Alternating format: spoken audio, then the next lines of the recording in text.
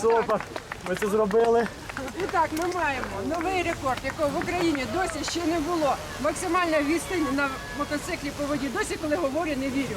Вітаю тебе!